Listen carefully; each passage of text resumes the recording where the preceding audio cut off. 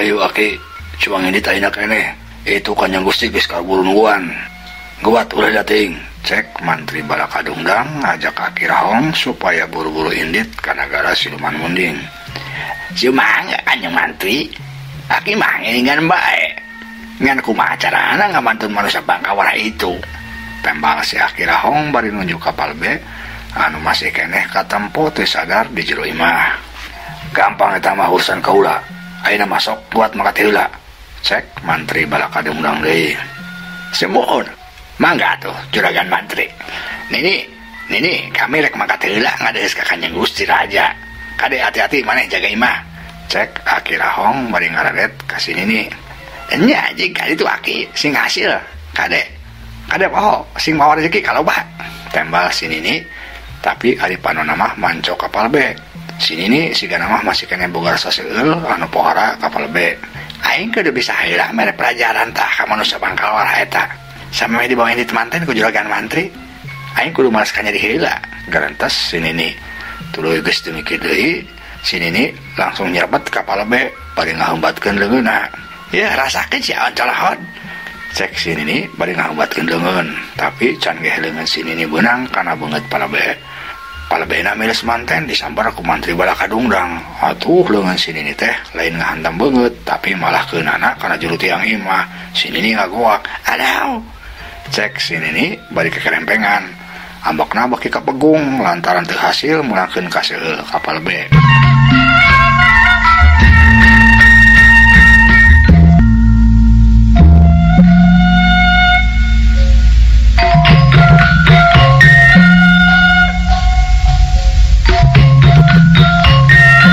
Ayeuna urang tuturkeun kayaan pala B heula anu geus dibawa indit ka alam Siluman Munding ku mantri Balakadungdang. Katempo awak pala B dijingjing ku mantri Balakadungdang ka kalayangan di jemantara alam Siluman Munding. Dina kayaan kitu pala B ngulisik beunta.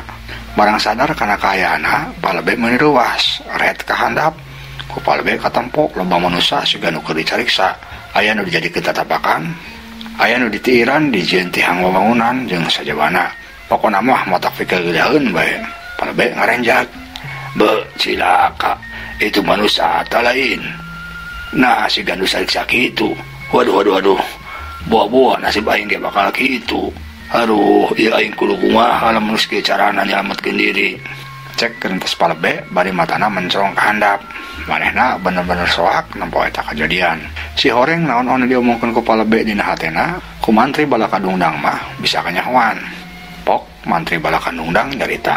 Cedeuk umata sia kaya di handap manusia. Nasib si oge bakal kos kitu. Cek mantri Balakadungdang bari seserian. Tuluy nyirorot heula ka handap. Siga nu ngajakeun hayang nembongkeun kaayaan manusia di alam Siluman Munding anu disiksa teh. Cek mantri Balakadungdang nangtung dina luhur hiji wawangunan anu hadeupna dijieun tina awak manusia anu dientep. Atuh, pala B mending ngarasa ginggiakeun pisan. "Ampun juragan Siluman, ampun. Abdi mah hoyong salamet, abdi ulah disiksa. Abdi ulah dikumaha-kumaha, ampun." Cek pala B bari leungeunna muntang kana leungeun mantri Balakadungdang lantaran awak pala B na rek tikoleang ragrag. Teu bisa, manusia sakabeh manusia nu geus asip ka dieu moal aya nu salamet. Kabeh nasibna bakal sarua. Mun teu dijieun tiang wewangunan bakal dijadikeun panatihan cukang kasup maneh. Cek mantri Balakadungdang. Atuh pala B teh beuki rempodan. "Ampun juragan Siluman, ampun. Ulah omat ulah. Abdi ulah dijadikeun wewangunan. Ampun. Hoyong naon bae juragan Siluman, ku abdi bakal dipasihan." Cek pala B ngolo-ngolo ka mantri Balakadungdang. "Rek nyogok sia ka kula tah kumaha? Emang sia na boga naon manusia? Aing nyaho sia teh miskin, sia malarat di alam manusia teh. Make hayang nyogok sagala sia." Dikitukeun teh pala B ngahulang. Nya. Aing rek joko kunaon? Kapan aing teh teu gablogna naon? Aduh, geus atuh ari kieu mah aing mulai harapan salamet. Nasibna kieu teuing." Gerentas pala B.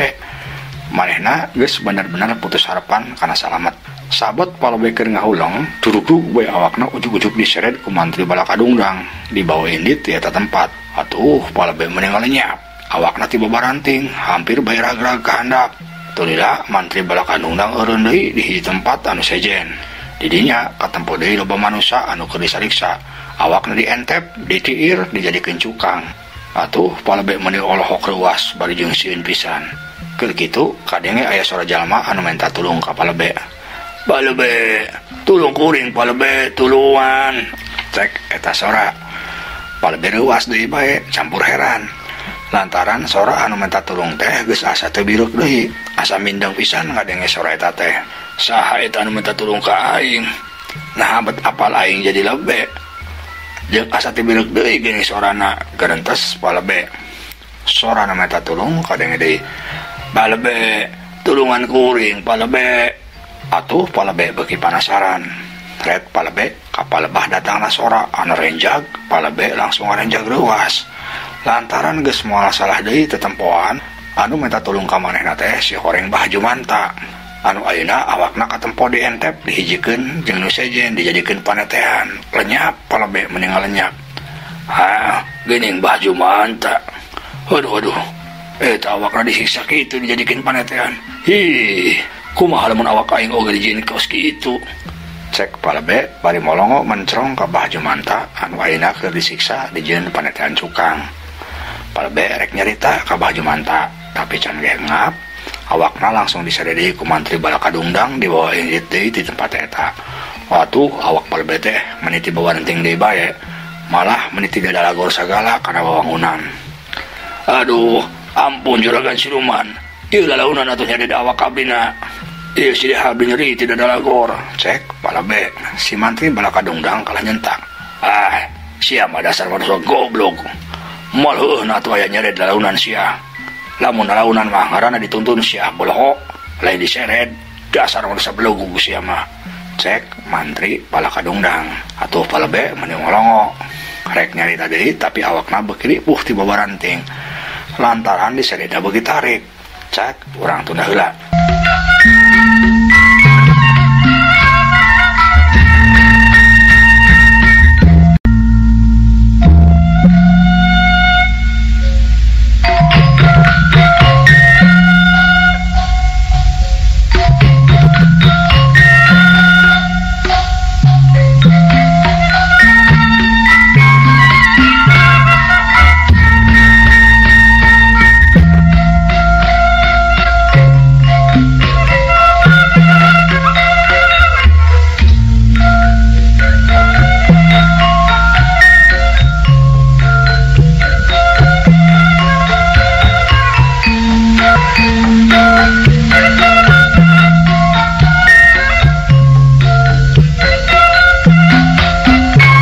Ayeuna urang malik di heula nyaritakeun kaayaan Aki Rahong anu geus di heula indit ka alam siluman munding. Urang langsung bae caturkeun ayeuna Aki Rahong teh geus aya di karaton siluman munding keur ngadep ka Prabu Gandawisesa. "Nah, ieu teh datang ka dieu teh Aki. Mana si mantri balakadungdang?" tanya Prabu Gandawisesa. "Nun kaula nun Kanjeng Gusti. Pangapunten nu kasuhun. Sip abdi teh aya halangan lantaran aya saurang jalmi anu nyusup ka bumi abdi. Eta jalmi parantos nipu sareng ngagawean sim abdi sareng si Dini. Saha manusia nu geus wani ngaganggu ka si Aki? Lain bawa atuh ka dieu, keku kaula dihukum berat Aki." Cek Prabu Gandawisesa. "Semohon, eta manusia ayeuna nuju dibantun ka dieu ku Gusti Mantri Balakadungdang Kanjeng Prabu." "Ya, syukur atuh. Keun lamun aya di dieu ku kaula pasti dihukum berat." Cek Prabu Gandawisesa. "Semohon Kanjeng Prabu atuh nuhun. Ayeuna aya pikir sanaon Aki diangkir ka dieu Kanjeng Gusti?" tanya Aki Rahong. Prabu Gandawisesa can kabur nembalan lantaran kabur aya saurang gulang-gulang datang bari laporan. "Pangapunten Kanjeng Prabu. Hapunten kasuhun." Cek eta gulang-gulang bari sedok nyembah. Prabu Gandawisesa kalah ambek. "Aya daun sia goblok. Teu nyaho sia kula kriweuh kieu." Cek Prabu Gandawisesa bari melotot. "Semohon pangapunten nu kasuhun. Sip abdi bade ngalaporkeun hiji kajadian Kanjeng Gusti." Cek gulang-gulang deui bari sedok nyembah deui. "Heuh siana, rek ngalaporkeun atuh. Kuat atuh sia ngomong. Semohon tawanan bikang manusia dibawa kabur ku Juragan Sugara sareng Juragan Sugiri kaula nun." Tembal eta gulang-gulang. Udah gitu Prabu Gandawisesa anu keur loba kabingung teh atuh tangtuna bae abak pisan haok maehna melotot ka gulang-gulang anu mere laporana. Ai sia gawe daun. Nah si Sugar jeung Sugiri bisa mau si bikang manusia. Tengan sia ku sia ayeuna. Lamun teu kapanggih sia anu disiksa ku kaula. Cek Prabu Gandawisesa bari siuk cebet eta gulang-gulang teh ditajong satarikna. Atuh celeng eta gulang-gulang teh langsung mabeng. Ampun, tobat. Cek eta gulang-gulang ngajerit bari awakna ngajong jauh. Sajongjongan Prabu Gandawisesa ngan saukur ka tampang haulang. Kurang ajar. Aya bebe nafsueun teh. Nyaho kula keur palusing kieu teh. Cek Prabu Gandawisesa. Nu sejen nu wani ngomong ngan saukur caricing. Lantaran kabehan oge sieun kabarerangan ku Prabu Gandawisesa anu keur bener-bener hambek. Tapi lila mah permaisuri pok kadeng ngomong. Kakang Prabu, ayeuna urang kedah kumaha? Eta mumpung aya si Akina. Sok atuh nyarios ka si Aki. Cek permaisuri. Ade kitu Prabu Gandawisesa anu keur ngahulang teh jadi asa kageluahkeun. Oh nya bener ai, kakang jadi poho. Maklum keur malaung kakang teh. Tembal Prabu Gandawisesa bari tuluy ngalieu ka Aki Rahong. Kieu Aki, di kerajaan kaula ayeuna keur pacieuh. Aya manusia nu wadi-wadi asup tuluy ngaruksa kerajaan. Karaton ajur. Kitu deui wawangunan nu sejenna. Kata pemureun kaayaan karaton ayeuna ku Aki lain, sia mohon Kanjeng Gusti. Pugu Aki oge heran ningali kaayaan ayeuna di karaton teh. Sia mohon, saterusna Aki kira kumaha? Tanya Aki Rahong. Jadi kieu, kaula ngajak ngangkit Aki ka dieu rek diajak ka Badawi. Lantaran ari si Aki mah bangsa manusia. Aki pasti nyaho kelemahan manusia anu geus nyieun karieuhan di negara kaula. Cek Prabu Gandawisesa teh kebat deui ngomongna lantaran kaburu datang Mantri Balakadungdang anu bari mawa palebe teh. Cedok Mantri Balakadungdang nyembah. Naon kaulanan Kanjeng Gusti, kapiatur sembah ti sim abdi. Cek Mantri Balakadungdang bari cedok nyembah. Katerima ku kaula. Nah andi katelat datang ka dieu sia mantri. Tembal Prabu Gandawisesa. Samohon hapunten kasuhun. Sim abdi telat tubeus kulantaran nyandak ieu manusia anu pantas kurang ajar ka Aki Kuncen. Cek Mantri Balakadungdang deui ngajelaskeun. Prabu Gandawisesa nu keur ambak mencrong ka palebe anu katempung ngageter bakat tinggu soak. Pok Prabu Gandawisesa nyarita ka palebe. Saha sia ngaranna dika manusia? Tanya Prabu Gandawisesa. Samohon nami abdi teh Sarmadi nun. Ari jabatan mah sim abdi teh lebe. Tembal palebe bari merungkut. Prabu Gandawisesa kerung. Kula teh nyaho jabatan lebe jeung teu hayang nyaho kula. Anu jelas andika ku kaula rek dihukum berat kulantaran geus wani-wani campelak ka Aki Rahong. Lamun sia teh nyaho Aki Rahong teh kuncen kaula cieu. Cek Prabu Gandawisesa. Hapunten nun, sim abdi teh terang pami Aki Rahong teh kuncen. Abdi oge teh aya maksa dileka. Abdi kapaksa ngagawean si Aki kulantaran abdi teh ngaros lapar harita teh. Hapunten kaula nun. Cek palebe.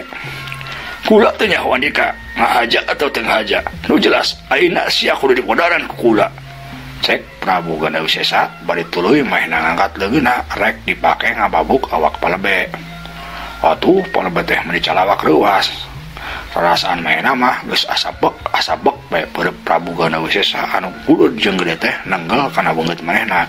Ngan untungna samemeh eta peureup Prabu Gandawisesa dihabekkeun teh Aki Rahong kaburu nyaran. Nun kaulanan Kanjeng Gusti. Tekeng paehan eta manusia. Kaulanan. Cek Aki Rahong. Prabu Gandawisesa malik ka Aki Rahong bari melotot. Nah sia kumaha dicuram-curam ka aing. Pangkat naon sia?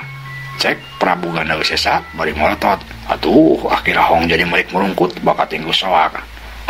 Hapunten ka kaulanan Kanjeng Gusti. Hapunten. Sanes kitu maksud Aki mah. Ari geus na sia wani-wani curam-curam ka aing. Maksud Aki mah kieu Kanjeng Gusti. Eta manusia ku urang tiasa dimanfaatkeun kanggo medarian kelemahan manusia anu tos ngaruksak alam siluman munding. Cek Aki Rahong. Mane kitu Prabu Gandawisesa ngahulang. Bener oge omongan maneh teh Aki. Asup akal. Si horeng calakan oge maneh teh Aki. Cek Prabu Gandawisesa. Tuluy Prabu Gandawisesa malik deui ngomong ka palebe. Heh manusia, sia masih kena untung. Ku kaula moal ka dipaehan. Tapi aya syaratna. Ayeuna maneh kudu ngamunduran kaula. Nah, maneh sanggup? Tanya Prabu Gandawisesa. Palebe anu tadi soak kacida ayeuna mah rada leler.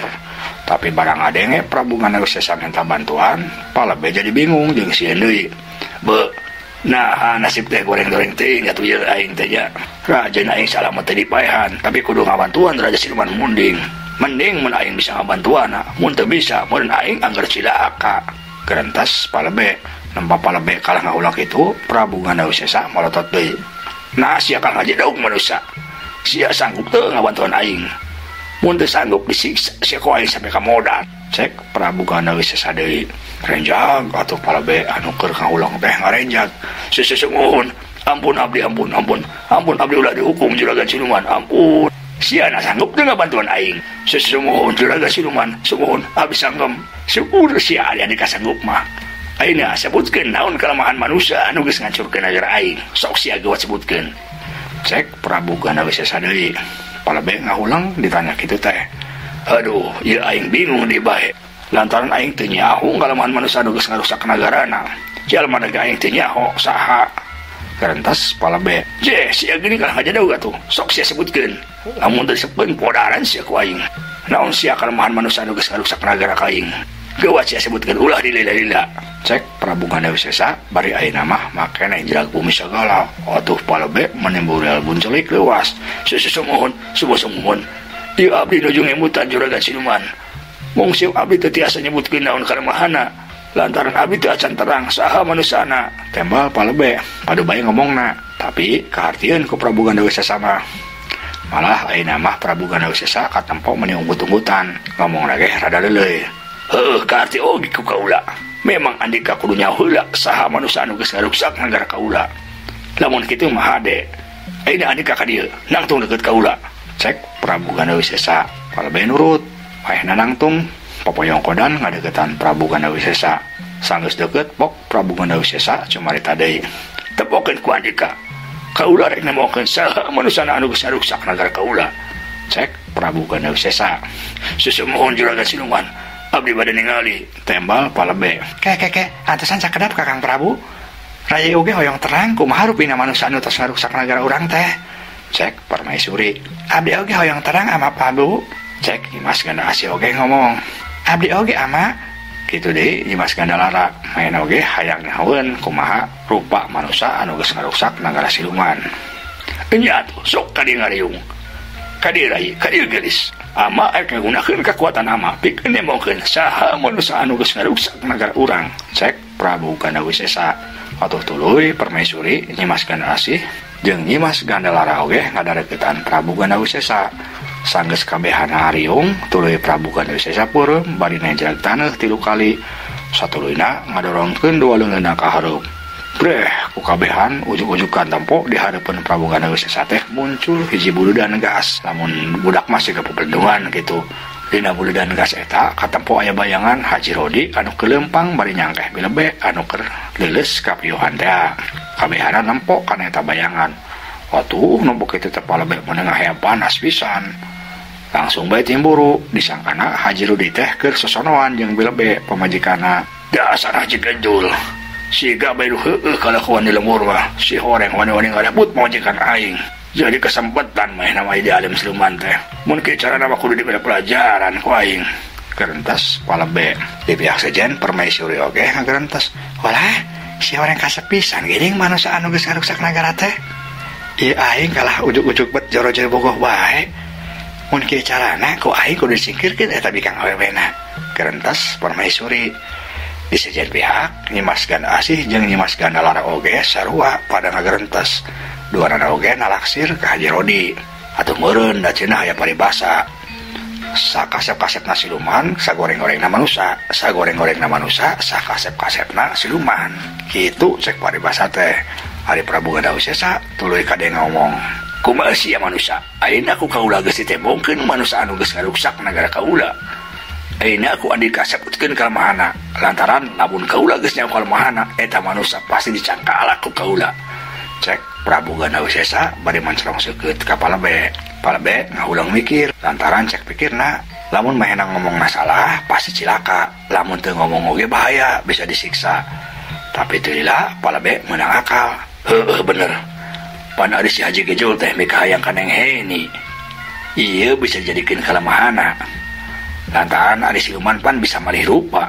Bener lamun kitu carana kudu aya siluman anu mirupakeun yang heni terus kakanewak tah si Haji Kejul aing salamat si Rusi oge moal bisa kasih Haji Kejul lantas palebe lantaran ku timbul-timbuluna antuk namah maina boga niat rek nilakakeun Haji Rodi anu teu tuah teu dosa.